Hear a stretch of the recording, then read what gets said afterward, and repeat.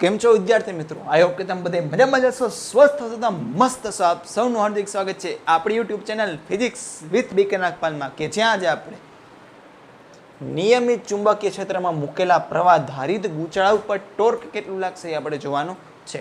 હવે main topic આવે છે, મેઇન મીન્સ જે ચુંબકીય ચાક માત્રા છે, મેગ્નેટિક મોમેન્ટ છે અથવા ડાયપોલ છે, એનું જે મેઇન ઇમ્પોર્ટન્સ છે શું, તો કે એને બાહ્ય ચુંબકીય ક્ષેત્રમાં મૂકતા એની મિકેનિકલી ઇફેક્ટ કેવી થશે, એ મેઇન મેગ્નેટિક મોમેન્ટ એટલે ચુંબકીય ચાક માત્રાનો ઉપયોગ છે એ આપણે જોવાના છીએ. કે ભાઈ કોઈ એક મેગ્નેટિક ડાયપોલને આપણે ચુંબકીય ક્ષેત્રમાં મૂકી દીધી તો એના પર ટોર્ક કેટલું લાગશે, એ ટોર્કને લીધે જે જનરેટ થતી એની સ્થિતિ ઉર્જા છે એ કેટલી હશે, અને એને રોટેટ કરવામાં એટલે કે ફેરવવામાં કાર્ય કેટલું કરવું પડશે એ આપણે જોવાનું છે. બસ, તો without wasting time let's get ચાલુ કરીએ. ચાલો ભાઈ આ પ્રશ્નો છે ને is not that much important, but આના લીધે જે ઇક્વેશન જનરેટ થાય છે ને એ that is very much important. તેમ છતાંય જે કંઈ પણ વિદ્યાર્થી મિત્રોને સાબિતી જોતી એ ટેક્સ્ટમાં આપેલી જ છે. ન સમજાય તો તમે મને કોન્ટેક્ટ કરી શકો છો, મારી ભાષામાં સાબિતી કરીને તમને મોકલી દઈશ. એવું લાગશે વધારે પડતા વિદ્યાર્થીઓની રિક્વેસ્ટ આવી તો આપણે ડેરિવેશનનું આખો એક વિડીયો બનાવી દઈશું. પણ આપણે મેઇન વસ્તુ શું છે, માર્ચમાં આપણી એક્ઝામ આવવાની છે પણ આપણે હજી બીજું જ ચેપ્ટર ચાલે છે, ટૂંકમાં હું ભણાવું છું એમાં, એટલે સ્પીડ આપણે થોડીક વધારે રાખવી છે. જે કામની વસ્તુ છે એ પહેલાં કરશી, જે વસ્તુ ઓછી કામની છે એ તમે તમારી રિક્વેસ્ટ ઉપર આપણે કરાવી દેશી. તો ચાલો આપણે શરૂ કરીએ. હવે પ્રવાધારિત ગૂંચળું છે એ સપોઝ આ છે, આને ભૂલી જાઓ. પ્રવાધારિત આ ગૂંચળું છે જે થોડું ટેડું છે પણ મેળું કરેલું છે. ઉપરથી જોતા, ટૂંકમાં સાઈડમાંથી જોતા વિદ્યુત પ્રવાહ છે એ વિષમગળી દિશામાં જાય છે. તો આની ચુંબકીય ચાક માત્રાની દિશા છે, આની દિશામાં આપણે જમણા હાથને વાળ્યું અને જે અંગૂઠાની દિશા આવશે એ એમની દિશા હશે. આ છે એમની દિશા. હવે બાહ્ય ચુંબકીય ક્ષેત્ર જે છે, બાહ્ય ચુંબકીય ક્ષેત્ર એ આમ લગાડેલું છે.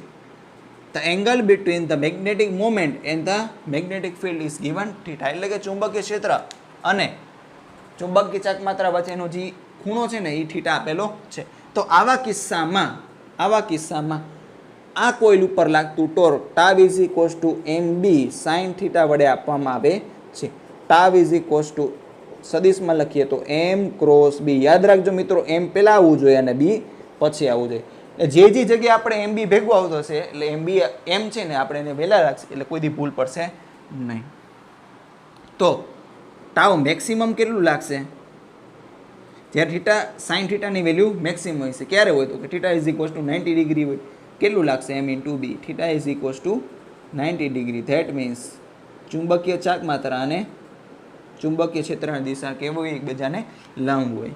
અને ટાવ મિનિમમ તો તમને બધાને ખબર જ છે કેટલું લાગશે તો કે 0. માઇનસ MB ન લખાય, માઇનસ દર્શાવે છે કે એ વિષમ ઘડીમાં ટૂંકમાં ઊંધી ડાયરેક્શનમાં ટોર્ક લગાડશે, જેની આ ડાયરેક્શન હોય. Tau minimum 0. પણ આ કાંઈ લખવાની કાંઈ ખાસ એવી જરૂર છે નહીં. સપોઝ આની આપણે હવે theta is equals to theta 1 થી લઈને કાર્ય ગોતવું છે. કાર્ય theta is equals to theta 1 થી લઈને theta is equals to theta 2 સુધી આપણે આ ચુંબકીય ડાયપોલને રોટેટ કરવી છે. તો એટલા માટે આપણે કાર્ય કેટલું કરવું પડશે એ આપણે જોઈએ. તો dw is equals two f dx.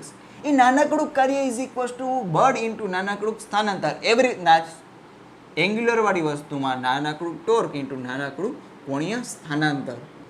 w is equals to સંકલન from theta 1 to theta 1 is equals to theta 2 એ tau d theta. W is equals to હોય થીટા 1 થી લઈને થીટા 2. ટાવ એટલે કે MB sin થીટા. કેવું? MB sin theta d theta. ચાલો ભાઈ, ચુંબકીય ચાક માત્રા બદલાય નહીં. ચુંબકને ફેરવો તો ચુંબક કોઈ દી બદલાય તો એની ચુંબકીય ક્ષેત્ર ચાક માત્રા છે અચળ રહેશે. અને પ્લસમાં આપેલું છે નિયમિત ચુંબકીય ક્ષેત્ર એટલે b ની કિંમત પણ અચળ હોય. તો m ઇન્ટુ b ની કિંમત છે એ અચળ રહેશે. તો MB છે એને બારે બોલાવી લ્યો. sin થીટા d થીટા સંકલન from theta 1 to theta 2 MB. ભાઈ સાઇન થીટાનું સંકલન થાય minus cos theta from theta 1 થી લઈને theta 2. Minus M into B, minus બારે બોલાવી લીધા એટલે લોચો થાય cos theta two minus cos theta 1. તો W is equals to W is equals to M B cos theta 1 minus cos theta 2. આ સૂત્ર યાદ રાખજો.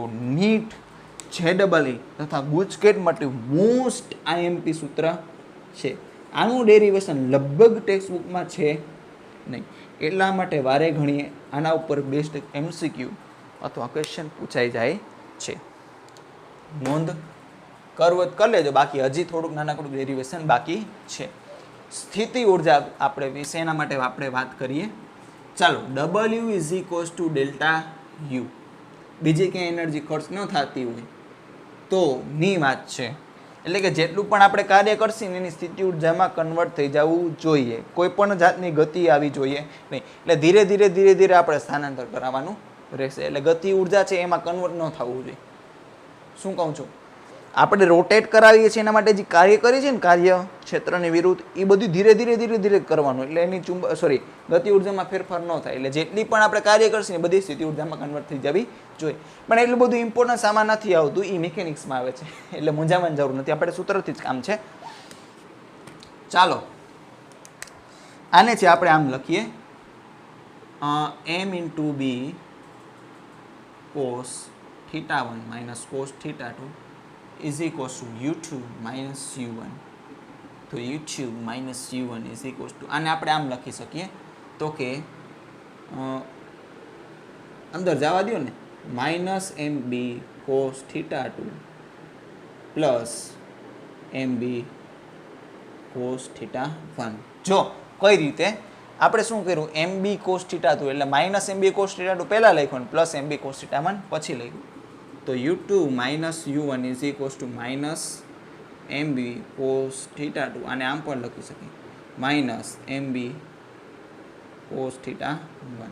તેનો મતલબ એમ થયો કે આ છે ને આ u હોવો જોઈએ, u at 2, અને આ છે ને આ u at position 1 હોવું જોઈએ. તો u is equals to આપણે આમ લખી શકીએ, minus m into b cos theta. તો એમ બી cos theta m dot b હો માઇનસ એમ ડોટ બી. આ ઇક્વેશન થશે સ્થિતિ ઉર્જાનું. જ્યારે કોઈ એક ડાયપોલને ચુંબકીય ક્ષેત્રમાં થીટા ખૂણે ચુંબકીય ક્ષેત્ર સાથે મૂકી દઈએ તો આની સ્થિતિ ઉર્જા એટલી જનરેટ થશે. અને વિદ્યાર્થી મિત્રો, સમતુલન સ્થિતિ સૌથી સ્થાયી સમતુલન સ્થિતિ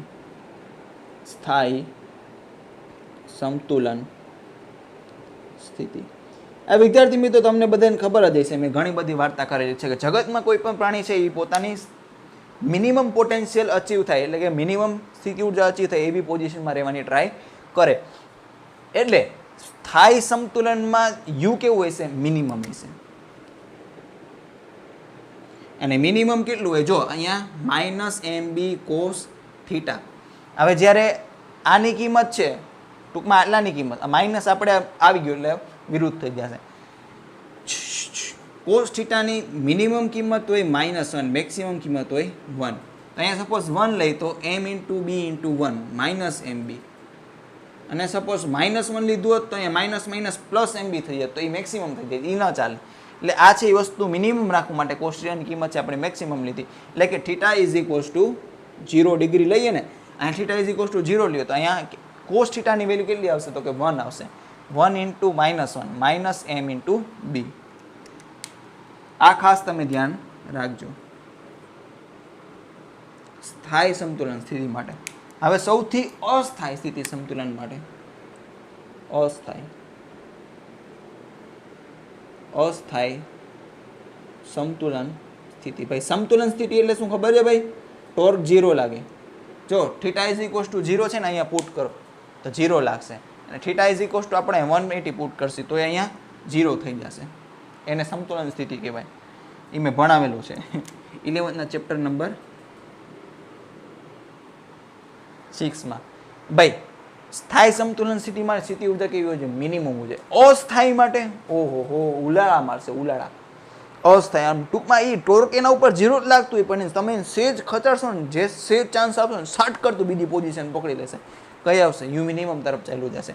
તો મેક્સિમમ અસ્થાયી, કેવી અસ્થાયી સમતુલન સ્થિતિ, તો કે યુ કેવું હશે? મેક્સિમમ હશે. આ મેક્સિમમ કરવું હોય તો આ માઇનસ થવું જોઈએ, માઇનસ માઇનસ પ્લસ થવું જોઈએ, અને કિંમત છે માઇનસ છે, માઇનસમાં -1 હોય. થીટા ઇઝ ઇક્વલ્સ ટુ છે 180 લઈ લ્યો તો શું થઈ જશે? cos 180 -1 થઈ જાય, માઇનસ માઇનસ પ્લસ MB થઈ જશે.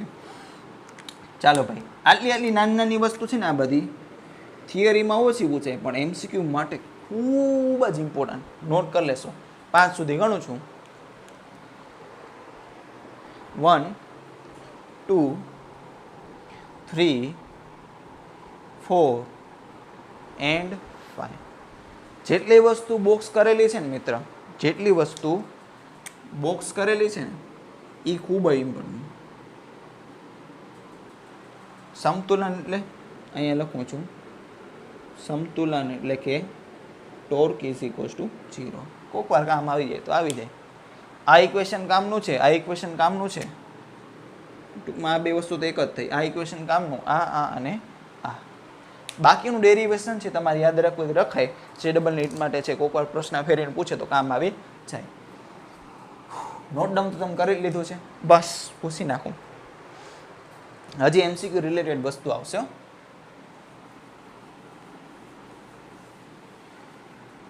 જે ડબલ નીટ તથા ગુજરાત બોર્ડ ગુજકેટ માટે ઇમ્પોર્ટન્ટ વસ્તુ આવી રહી છે MCQ અને દાખલાઓ માટે. સૂત્રને બધા સૂત્ર તૈયાર કરવાની બધાને યાદ જ રહી જાવ, ન યાદ રહે 10 વાર લખી લેજો ભાઈ. અથવા પછી ડેરિવેશન શીખી લેજો એટલે આવડી જશે, તકલીફ નહીં પડે. ચાલો, હવે સપોઝ કોઈ ચુંબકીય સોય અથવા ગજ્જીય ચુંબક અથવા કોક પ્રવાહધારક ગૂંચળો છે, એને ચુંબકીય ક્ષેત્ર સાથે બી સાથે ખૂણો બનાવી અને રાખેલી હોય તો એ થોડુંક એ ભ્રમણ કરતું હોય છે, વાઇબ્રેશન થતું હોય છે. તો એ વાઇબ્રેશનની આવૃત્તિ કેટલી હશે આપણે જાણવાની છે. ઓકે, ચુંબકીય ક્ષેત્રમાં મૂકેલ ડાયપોલ અથવા કા ગજ્જીય ચુંબક અથવા ગમે ડાયપોલ ના ભ્રમણની આવૃત્તિ, જો અલગ અલગ વસ્તુ છે, આવૃત્તિ અથવા આવર્તકાળ. આનું ડેરિવેશન તમારી ટેક્સ્ટબુકમાં આપેલું નહીં હોય, કેમ કે આ બધી વસ્તુ છે 11th કન્સેપ્ટથી ડિરાઈવ કરવાની હોય છે, અને તમને ઘણા બધા શિક્ષકો લખાવશે પણ એનું ડેરિવેશન કરાવશે નહીં. પણ આપણે અહીંયા છે થોડુંક ડેરિવેશન કરી લઈએ, કદાચ જે ડબલ નીટમાં કામ આવી જાય. તો જુઓ, સૌથી પહેલી વાત, આપણે આવર્તકાળ મેળવવાના સ્ટેપ મેં તમને લખાવ્યા હતા. જે આપણો સિમ્પલ હાર્મોનિક મોશન નામનો ચેપ્ટર છે ને, સરળ આવર્ત ગતિ, એના વન શોટમાં મેં ઘણા બધા સ્ટેપ છે, 2 કે 3 સ્ટેપ લખાવેલા છે. એમાં શું કરવાનું? સૌથી પહેલાં સમતુલનવાળી બળવાળી સ્થિતિ લઈ આવવાની, બળ અથવા ટોર્કવાળી સ્થિતિ લઈ આવવાની, જ્યાં F is equals two kx અથવા tau is equals two k into theta જેવી પરિસ્થિતિ આવવી જોઈએ. અહીંયા આની જગ્યાએ m ઇન્ટુ a લખી નાખી, k ઇન્ટુ x લખી નાખી, અહીંયા i ઇન્ટુ આલ્ફા લખી નાખી, અહીંયા k ઇન્ટુ થીટા લખી નાખી, અને a ઇઝ ઇક્વલ્સ ટુ અહીંયા માઇનસ આવવું જોઈએ, ચાલે, પણ આપણે નિશાનીથી કાંઈ એટલું બધું ખાસ કામ છે નહીં. અહીંયા minus k by m into x, અહીંયા alpha is equals to minus k by i into theta જેવું. તો આને છે આપણે SHM વાળા જે બળ લાગે ને, રિસ્ટોરિંગ ફોર્સ, F રિસ્ટોરિંગ, અથવા કે એ ચાલે છે minus y, a is equals to minus omega square into y. Y એટલે કે સ્થાનાંતર, આને આની સાથે સરખાવી, આને એક્સ પણ લખી શકી. તો જે અહીંયા એ લખેલું હોય ને અહીંયા એક્સ, એ બે વચ્ચે જે વસ્તુ હોય ને એ શું હશે? તો કે ઓમેગા સ્ક્વેર હશે. તો અહીંયા omega square is equals two શું આવશે? k બાય m આવશે. એટલે ઓમેગાની કિંમત શું આવશે? Under root of k by m. તમને સર યાદ રાખવાની ટ્રીક આપી હશે, ઓમેગા બરાબર કેમ છો. હવે વિદ્યાર્થી મિત્રો, અહીંયા આપણે સેમ વસ્તુ સરખાવી શકીએ. અહીંયા જેમ રેખીય છે, અહીંયા એમ કોણીય છે, અહીંયા જેમ રેખીય છે, અહીંયા એમ કોણીય છે. તો આપણે ડાયરેક્ટલી ઓમેગા છે આપણે સરખાવી શકીએ, k ના છેદમાં i. એવી જ વસ્તુ ઉપયોગ કરીને આપણે અહીંયા કામ કરશે. અહીંયા આપણને બળની વસ્તુ નથી ખબર, વસ્તુ ખબર છે તો ટોર્કની છે. હોય સરજી ટોર્કની ખબર છે? તો torque is equals two mb sin theta. હો ટોર્ક કેટલું લાગશે? તો કે mb એ sin થીટા. સરજી થીટા બીટા તો ક્યાંય આવતો નથી, sin થીટા આવે છે. પણ મિત્ર નાના ખૂણાઓ માટે થીટા ટેન્સ ટુ 0 હોય ત્યારે આપણે આમ લખી શકીએ sin theta is equals two A theta. તો i ઇન્ટુ આલ્ફા લખી નાખી m ઇન્ટુ બી, આની જગ્યાએ લખી નાખી theta. Alpha is equals two mb ના છેદમાં i ઇન્ટુ થીટા. તો આને alpha is equals two omega square theta સાથે સરખાવી શકીએ. માઇનસ લખો ને, બાકી ન લખો તો પણ ચાલે. તો ઓમેગા સ્ક્વેરની કિંમત શું આવશે? તો કે એમ બી ના છેદમાં આઈ. તો ઓમેગા કેટલું આવશે? Under root of m b ના છેદમાં આઈ. યાદ રાખજો આ ભ્રમણની કોણીય આવૃત્તિ છે. આને છેદમાં શું લખીશું? 2π ના છેદમાં T under root of m b ના છેદમાં આઈ. તો T is equals to 2π under root of I by m b. આ ડેરિવેશન યાદ રાખવું તો રાખવાનો, બાકી સૂત્ર ખૂબ જ ઇમ્પોર્ટન્ટ છે. આ છે કોઈ પણ દોલનોની, કોઈ પણ એટલે ચુંબકીય ક્ષેત્રમાં જે મૂકેલી ડાયપોલ છે ને એ દોલનો કરશે ને એ દોલનોનો આવર્તકાળ છે. હવે તમને ફ્રીક્વન્સી પૂછે તો શું કરવાનું? તમારે f is equals two 1/t એટલું તો આવડે ને તમને. ફ્રીક્વન્સી એટલે કે આવૃત્તિ. હવે પ્રશ્ન છે થોડુંક અલગ રીતે પૂછાઈ શકે. બીજો આ વસ્તુ અલગ છે, આ પોતાની જગ્યાએ વાઇબ્રેશન કરશે. શું છે? આ પોતાની જગ્યાએ વાઇબ્રેશન કરશે. આમાં તમારે શું પકડવાનું? ટોર્કવાળી વસ્તુ પકડવાની. છેલ્લે શું લઈ જવાનું? આવર્તકાળ. અને કમ્પેરિઝન કોની કરવાની? આની સાથે કમ્પેરિઝન કરવાની. હવે આનાથી થોડુંક અલગ એવું આવું પૂછાઈ શકે કે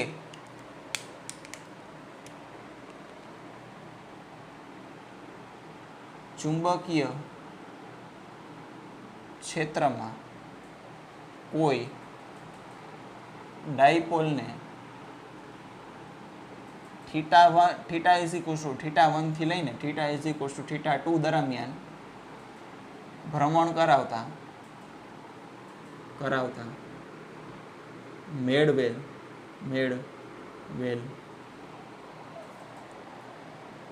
ઓમેગા, જેને કહેવાય કોણીય વેગ, કેટલો હશે આપણે જાણવાનું છે. ઓકે, તો વિદ્યાર્થી મિત્રો તમે કોઈ પણ ડાયપોલને ચુંબકીય ક્ષેત્રની અંદર ફેરવશો તો એને વિરુદ્ધ ટોર્ક લાગતું હશે. એટલે એને વિરુદ્ધ કાર્ય કરવું પડશે. જે કાર્ય ઉર્જા પ્રમેય પ્રમાણે ગતિ ઉર્જામાં ફેરવાઈ જશે. આપણે ચાઈ કરીને ગતિ ઉર્જામાં ફેરવવા દેવાની છે. એટલે એમને મૂકી દીધું, એના પર ટોર્ક લાગે છે. ટોર્ક લાગશે તો કાંઈ ફરશે. ટોર્ક લાગશે તો કાર્ય થશે તો એ ગતિ ઉર્જામાં કન્વર્ટ થઈ જશે. જે કાર્ય ઉર્જા પ્રમેયથી આપણે મેળવી શકશે. કાર્ય ઉર્જા પ્રમેય પરથી હો સરજી, કાર્ય ઉર્જા પ્રમેય જેટલું નાનું દેખાય છે એટલું છે. W is equals to delta K. Delta K ને લખાય K final minus K initial. W m બી cos theta 1 minus cos theta 2. શરૂઆતમાં ભ્રમણ છે ને, શરૂઆતમાં omega initial is equals to 0 આપેલું છે. તો ફાઇનલ છે હાફ આઈ ઓમેગા સ્ક્વેર. આટલી ખબર હોય ને, હાફ એમ વી સ્ક્વેર. એવી રીતના કોડિયામાં half m omega square, sorry half I square, half I omega જી હોય. હું હવે સાચું જ બોલ્યો હું. Minus K initial 0. ભાઈ ઓમેગા 0 છે તો કાઇનેટિક એનર્જી બી 0 હોય છે. અચ્છા જી, એમ બી જેમ આવે છે એમ આવવા દો. જેમ આવે છે એમ આવવા દો. હવે ઓમેગા સ્ક્વેરને છે તમે કરતા બનાવી દો તો 2mb ના છેદમાં i. અહીંયા લખી નાખો cos theta 1 minus cos theta 0. તો ઓમેગા કેટલું થઈ જશે? અંડર રૂટમાં 2mb ના છેદમાં i cos theta 1 minus cos theta. આના ઉપર પ્રશ્ન છે એ આપણે ઉદાહરણમાં જ છે, એટલે આનો ઉપયોગ ફટાફટ રીતે આવી જશે. ચાલો વિદ્યાર્થી મિત્રો, આટલું નોંધ કરી લેશો.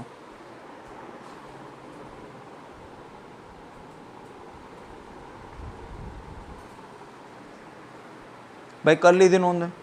બસ પૂછી નાખો. હવે વિદ્યાર્થી મિત્રો આ કન્ડિશન ભેગી લખી નાખજો. ચુંબકીય ક્ષેત્રમાં મૂકેલા ડાયપોલની ભ્રમણની આવૃત્તિ આ વાઇબ્રેટ કરે, દોલનો કરે ત્યારનું છે. લખાવી દઉં. આ છે દોલનો માટે, આ છે દોલનો માટે, અને આ સ્પેસિફિકલી આખે આખું ફેરવશે. આ છે ભ્રમણ માટે. હો, ધ્યાન રાખજો નહીતર હલવાઈ જશો. હવે થોડુંક છે આપણે સૂત્ર ગજિયા ચુંબકને લીધે ઉત્પન્ન થતું ચુંબકીય ક્ષેત્ર છે એના સૂત્ર લખાવી દઉં. પછી નેક્સ્ટ લેક્ચરમાં ગુજરાતી પ્લસ ઇંગ્લિશ મીડિયમના ડ્યુઅલ મોડમાં આપણે દાખલા 3 થી 4 ખેંચી લેશી ને 2 થી 3 ઇંચ ખેંચી લેશી. એટલે આપણું છે મેગ્નેટિક મોમેન્ટ રિલેટેડ જે કાંઈ પણ વસ્તુ છે એ 4 લેક્ચરમાં પતી જશે. પછી આખું એક અલગ જ પોર્શન આવશે જેમાં ગેલોમીટર હશે. ગેલોમીટરનો ઉપયોગ કરી અને એને એમીટરમાં કેવી રીતના કન્વર્ટ કરવું ને એને વોલ્ટમીટર કેવી રીતના કન્વર્ટ કરવું. પછી કરંટ સેન્સિટિવિટી, વોલ્ટેજ સેન્સિટિવિટીના દાખલા, અને પછી JEEના 4-5 લેક્ચર પછી ચેપ્ટર પતી જશે. નવું ચેપ્ટર કયું શરૂ કરશી? લગભગ 5મું જ હશે, બીજું કોઈ હશે. હવે ચોથું કરાવી દીધું. હું સમજુ છું કે 5મું ભાઈ હું જ કરાવી દઉં.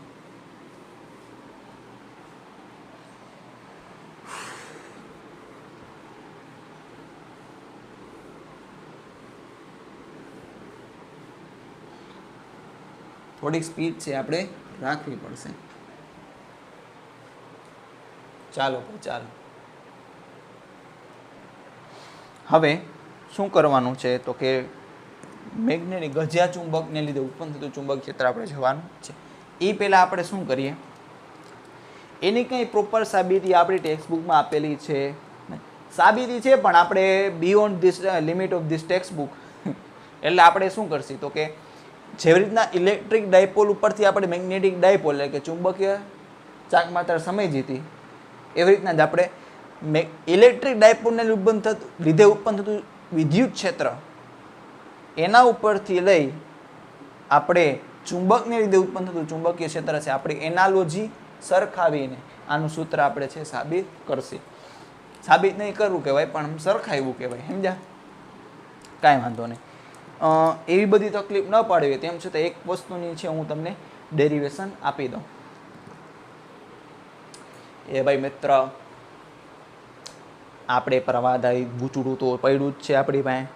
એને આપણે ગજિયા ચુંબક સાથે સરખાવ્યું તો જે બાજુ જોતા ચુંબકીય ક્ષેત્ર બારે આવતી હતી એને આપણે ઉત્તર ધ્રુવ કીધું, અને જે બાજુથી ચુંબકીય ક્ષેત્ર રેખાઓ અંદર જતી હતી એને આપણે દક્ષિણ ધ્રુવ કીધું. તો આપણને ખબર છે કે ભાઈ જે કરંટ કેરિંગ લૂપ એટલે કે પ્રવાહધારી ગૂંચળું છે ને એને લીધે જે ઉત્પન્ન થતું ચુંબકીય ક્ષેત્ર એ આપણી પાસે સૂત્ર છે જ. મસ્તીનું છે. ઓહો હો, આ છે પ્રવાહધારિત ગૂંચળું જેની ત્રિજ્યા છે મિત્ર R. એના કેન્દ્રથી આની અક્ષ ઉપર એક અંતરે બિંદુ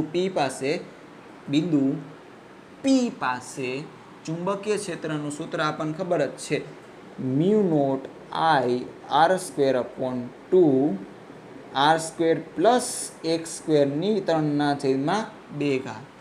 ચાલો, જ્યાં I છે એ આ ગૂંચળામાંથી વહેતો પ્રવાહ છે, R છે આ ગૂંચળાની ત્રિજ્યા છે, અને x છે મિત્ર એ આના સેન્ટરથી અંતર છે. ચાલો ભાઈ ચાલો, આને આ બાજુ જોયું તો વિષમ ઘડીમાં અહીંથી પ્રવાહ બહાર નીકળશે. સોરી, ચુંબકીય ક્ષેત્ર આમ દિશા આમ હશે. તો આને આપણે સપોઝ ગજ્ય ચુંબક આવી રીતે કન્સિડર કરીએ તો અહીંથી ચુંબકીય ક્ષેત્રની દિશા આમ બાજુ છે, તો આને આપણે ઉત્તર ધ્રુવ ગણશે, અને અહીંથી ચુંબકીય ક્ષેત્ર રેખાઓ અંદર જશે તેને દક્ષિણ ધ્રુવ ગણશે. તો જો આ છે અક્ષ કોની છે તો કે ચુંબકની અક્ષ છે. કેની? ચુંબકની અક્ષ છે. તો આ સૂત્ર કોનું છે? ચુંબકની અક્ષ ઉપરના ક્ષેત્રનું, જ્યાં x છે એના મધ્ય બિંદુથી અંતર છે. આ છે મધ્ય બિંદુથી અંતર. તો આપણે 4 x very much greater than r, એટલે કે આ જે એનું અંતર છે ને એના ત્રિજ્યા કરતાં ઘણું બધું વધારે હોય તો ભાઈ મારા મિત્રો x² is very much greater than r². તો શું કહીએ તો કે x² ના પ્રમાણે આપણે r² ને અવગણી શકીએ. તો b અક્ષ આપણે આવું લખી શકીએ, જુઓ μ0 I આને ન ગણતા હો, અવગણતા. આની કમ્પેરિઝનમાં આને અવગણવાનું. 2 × x², અહીંયા 3/2. ચાલો ભાઈ ચાલો. બી અક્ષ ઉપર આપણે આવું લખી શકીએ, μ0 I r²/2x³. ઓકે, હવે જુઓ થોડુંક જાદુ જેવું કરું. કેવું જાદુ જેવું? બી અક્ષ ઉપર μ0/2 I એમને લખ્યું. જો μ0/2 એમને લખ્યું, I એમને લખ્યું. અહીંયા એક કામ કરું તો કે 2 વડે ગુણાવી દઉં, 2 વડે ભંગાવી દઉં. જો 2 2 કેન્સલ થઈ જાય, વસ્તુ એક જ આવશે. પછી પાઈ વડે ગુણાવી દઉં અને પાઈ વડે ભંગાવી દઉં. પછી r² ના r² એમને, x³ ના x³ એમને. જો વસ્તુ કેટલી નવી આવી? છેદમાં એક બગડો તો હતો જ. વસ્તુ નવી આવી 2π અને 2 × π. એવું શું કામ કર્યું તમને કહીશ. બી અક્ષ, ઓહો, આ છે μ0/4π બગડો એમને, I × πr². વાવ વાવ વાવ. આ છે I × એરિયા, પ્રવાહ ગુણ્યા ક્ષેત્રફળ, ચુંબકીય ચાક માત્રા. આ છે m ના છેદમાં x³. ઓ, આ સૂત્ર થઈ ગયું. બી અક્ષ ઉપર μ0/4π 2m/x³. આની જગ્યાએ m જેટલી ચુંબકીય ચાક માત્રા વાળો ચુંબક બેસાડી દઈ તો એની અક્ષ ઉપરનું સૂત્ર આ આવશે, μ0/4π 2m/x³. જ્યાં x છે એ x ગજિયા ચુંબકના પરિમાણ કરતાં થોડુંક ઘણું વધારે હોવું જોઈએ, થોડું ઘણું વધારે હોવું જોઈએ. તો વિદ્યાર્થી મિત્રો, આ વસ્તુ છે એ એઝ અ નોટ તરીકે નોટ કરી લ્યો. પછી સામાન્ય સૂત્ર તમને લખાવી દઉં. 5 સુધી ગણું છું, પોસ્ટ કરીને નોટ કરો. 1 2 3 4 and 5. કરી લીધું નોટ ડાઉન? બસ પૂછી નાખો. ચાલો,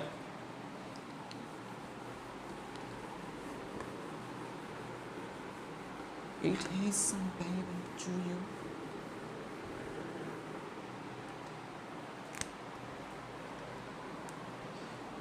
આ છે ગજિયો ચુંબક.